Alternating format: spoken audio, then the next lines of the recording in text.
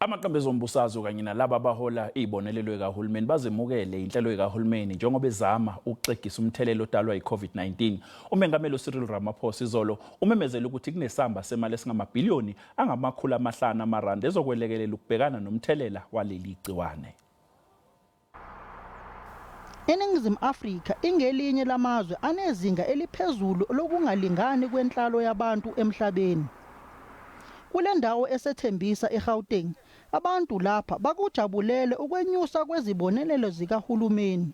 Ngasekupheleni kwalenyanga izibonelelo zezingane zizoba ngama-R300 bese ziyanyuka ngama-500 futhi ezinyangeni eziyisithupha ezizayo.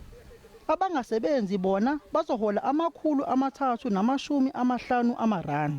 Sizwa ngeradio ukuthi uMengameli unyuse imali yokunqaphezela abantu mara esiyafa indlala thina siyawathola ama-social grant mara asebenzi asithola ukudla bathi kunokudla okutholwa ukubhaliswayo sibhalisile mara ukudla kwakhona akufiki la. Amaqembu ezombusazwe ayaseka lesi sikhwama. Measures he has put in place are a necessary intervention during a very difficult time of crisis, particularly for the vulnerable in our communities. The Freedom Front Plus says that we must also look at the definition, because many people who were not vulnerable before the lockdown are now also vulnerable. I-EFF ithi ayisale seyinyuswa unomphela le mali. We've been saying throughout as the economic freedom fighters that increase the social grants for all the poor people.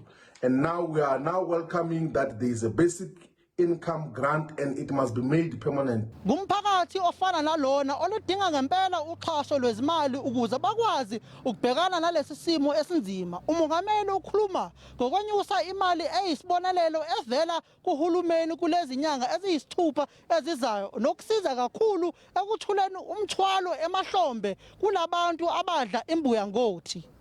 nguSamukelo Maseko ezindabeni ze-SABC ethembisa.